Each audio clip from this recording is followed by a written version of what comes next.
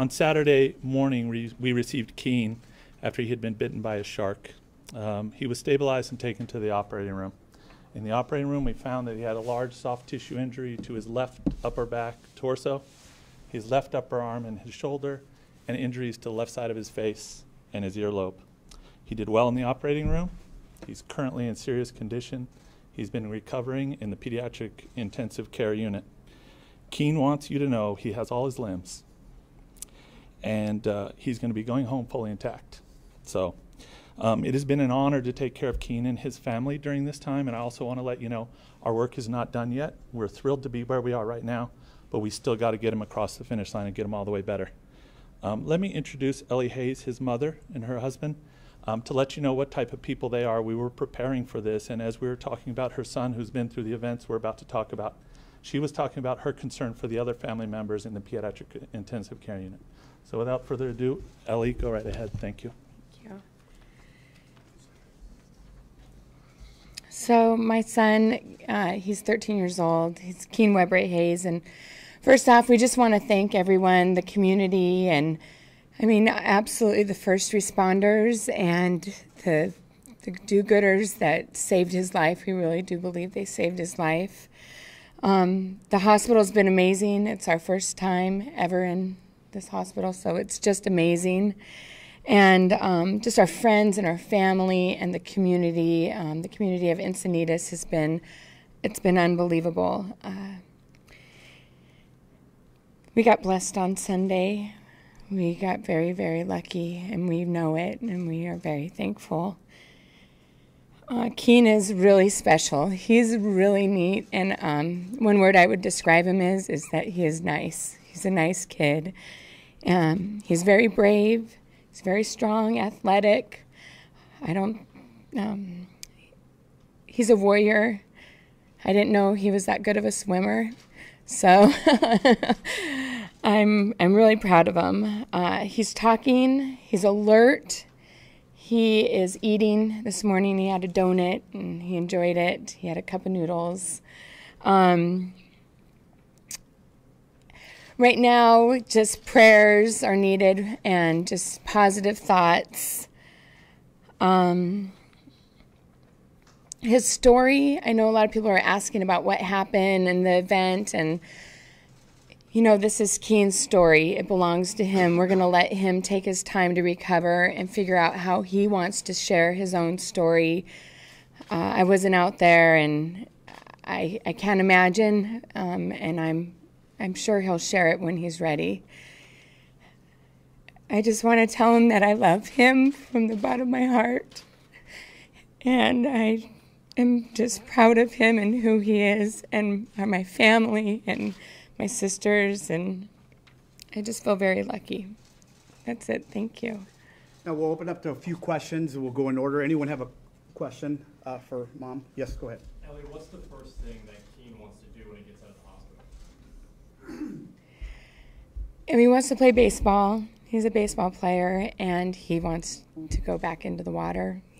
Today someone brought him a mask and a snorkel, and he feels pretty determined in this moment that he's going to get back out there. He's not scared to go back into it? He said no. He said, Mom, the chances are so much more slim of a second bite.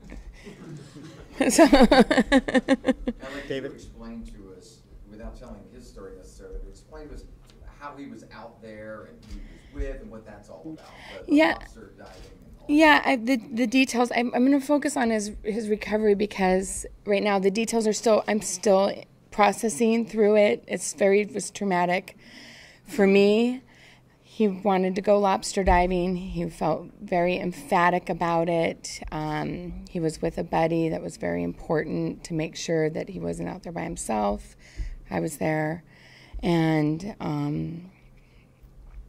he had said, Mom, I'm going to make you a lobster dinner tonight. So he owes me one. I have a question for you. You talked about how blessed your family is. If you could, talk to me about your faith and what has transpired since then. I think that this is a pivotal time in our lives, and I think that will take a while to really understand where it is. But I'll tell you this, that we can feel it. We can feel the love. We can feel the support. We are very, very lucky, and we're blessed. We're just blessed to have You him. feel the prayers coming? We feel 'em. He was out with a church group. Yeah. And there were a bunch of kids out there and adults, right? No, he was with one other child. Channel 10, do you have a question? I do. You were there shortly after. Tell me your thoughts as you were heading down there to meet up with. I was there the entire time. You were. I was. Did you see it? I was on the cliff in the parking lot, but I heard it. Did you see the shark? No. Rory, you got a question? Well, Ellie, Hi. I just wanted to say that you were talking about thanking the community and so forth, and you were talking about how lucky he was. But there was an off-duty lifeguard and an off-duty police officer there. I mean, what are the chances of that, really? Can you talk a little bit about that? The people who pulled him into the kayak? You know, I will say, and I've told this story in the last couple of days, and I don't mind saying it, that you or I, we probably would have swam to the shore because the shark doesn't go ashore, you know, and he had the wits about him, and he knew that there was men and a kayak away from the shore, and that's amazing to me. And I will never question his wits again, ever. Well, what would you say to those men? What would you say to the men who helped rescue him? Thank you so much. I mean, Keen has been asking for them, and I just want to say thank you to all three of them. Without what they did, we would be having a whole different scenario. Keen has been asking for him, and I've just real quick, his eyes hasn't welled up until he's asked for the people that have saved his life, the three men and the kayak owner. Maria? Yes, I heard from the person who rescued him that once they put him on the kayak, the shark was still behind them, chasing them. Did your son know that, and has he had any reaction, or what's your reaction to that? He's still piecing it together, and I feel that everything went exactly, just perfect for him to live and survive. We'll take one last question. KUSI? Yeah, your son's story inspires me already. Thank you. But do you feel like this was a miracle? And I think it is a miracle, and I think Keen is a miracle, and I think that he's very, very, very strong, and he's a survivor now.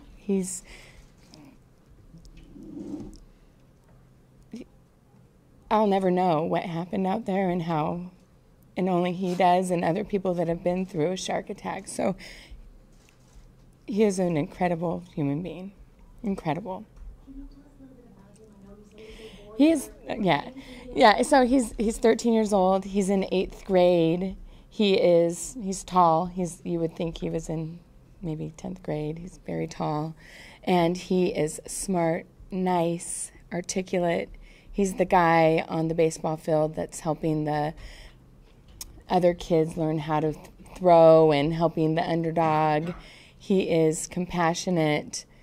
I don't think he's ever been in trouble, ever.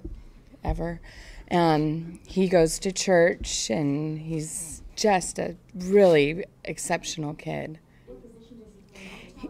He's a pitcher and first base. And you know how much longer he's going to be in the hospital? I don't know. That'll wrap it up for her. Thank you guys very much. We have Dr. Tim Fairbanks. Dr. Sally. Fairbanks, if you guys have any questions for him as far as medical. I do. Okay, Dr. Fairbanks. Go ahead. Help us understand the bite and the severity of it. When you hear about all the soft tissue parts that were touched by it, Mother said, very lucky. Explain that. What's it lucky about that? Yeah, I'm going to honor their wishes. We've discussed what we will and won't go over, and it was a very large shark bite, very deep, down to the chest wall through the muscles. We're not going to go into much more detail than that. It was a very large injury. He was lucky in that no vascular structures were injured in the initial attack. So while there's a large wound, and I believe that the first responders applied pressure at the area, if we were to emphasize one thing to leave from this little conference here, it would be to apply pressure when something like this happens. But in terms of the details of the injury, he's chosen to keep that private. And other than what we've said, I'd like to try to honor that. How about recovery? Recovery, he's still in the ICU. He's still in serious condition. We are dealing with someone who's been through a large traumatic injury and who is 2 to 3 days out from that injury, and he is doing very appropriate for that level of care. His condition is serious. We're monitoring several situations. We're concerned about infection. We're concerned to make sure his blood counts remain adequate, et cetera. So he's in serious condition. He's improving, but we still have care to do to get him out of the hospital, recovery, rehabilitation, et cetera. All of those things are still to come. I don't have an exact timeline for you, but while he's doing well, he still has a significant recovery. So he's an athlete, and that must make a big difference. He's 13. Right? He's a 13-year-old athlete, and his vital signs when he came in would show us that he was an athlete because he was handling this stress very well. However, doesn't mean the injury is any less serious or any easier for him to get over, but it maybe did make him a little bit better to tolerate the initial insult. Doctor, you said you had never seen a magnitude of this type of injury before. Can you explain that? I have not. I've worked here for 10 years. I trekked with our trauma director, trauma office, in the 30 years of experience that we had between us. We aren't aware of an injury like this in this hospital. Have you ever treated shark attack? I have not treated a shark attack. We've treated other large lacerations and stuff which have a similar treatment, but not from a shark. Not from a shark. How much longer is he expected to be in the hospital? I can't say at this stage. I honestly don't know, and I also want to be sensitive to. I'm not sure. Has he had any surgeries and does he have more to go? He had his initial surgery on the day of his admission. It was several hours, after which he went to the ICU. We do not have any surgery scheduled at this time, but he's still in the active recovery phase, and we're still evaluating and treating as things come up. And that initial surgery, can you talk about that at all? I can't, I'm sorry. Can you talk about how lucky he was to have that off-duty police officer and the off-duty lifeguard there and what they did? Absolutely, he was very lucky. I'd like to thank, well, first of all, let me thank this family and this child. He made a decision to survive and got help. People helped him, they held pressure, they got him to us. Our staff from the emergency room, through orthopedic surgery, pediatric intensive care, anesthesia, everyone took great care of him. Having someone there to help him, get him on that kayak, get him out of the water. I can't speak to the specifics, I wasn't there, but I can only think that they saved his life. And you tend to get emotional when you speak about him. You're Sorry. going to a lot of trauma. What about this makes it emotional to you? This family and this child are special. I mean, he's just a special person, and the love, you know what this child was through. 15 minutes ago, as we prepared for this family was concerned about the other families in the pediatric intensive care and what they were going through and how lucky they felt. They're just special people. The love that they have had for this child, it's palpable from across the room. And we've had to interact with various people throughout this process. The whole community has rallied around this child. I can't think of a better child to rally around. Can you talk about how critical airlifting him here was? I imagine those are crucial minutes. In trauma, we talk about the critical hour and blood loss, the biggest risk to this child, in my opinion, and I was not his treating physician. I was here that day. I was involved. There was another treating physician around. The number one risk to his life was blood loss. Again, hold pressure on any major injury if you can. There's a campaign, Stop the Bleed, about this very thing. And if you're to take home something, it's Stop the Bleed. But airlifting him to us and getting him to us as quickly as possible so that we can stop the bleeding and proceed with resuscitation and care is critical for this injury and many other injuries like it. Tell us about why this hospital, I mean, obviously he's a child. There were closer hospitals, but you all are set up so much differently here with this type of care. We are a level 1 trauma center. We recently were recertified. We have a trauma surgeon on standby. We have an emergency room. We have an operating room ready to go. We have blood available. There's a series of items we need to be a level 1 pediatric trauma unit. We meet all those criteria, and we were ready to respond appropriately upon his arrival.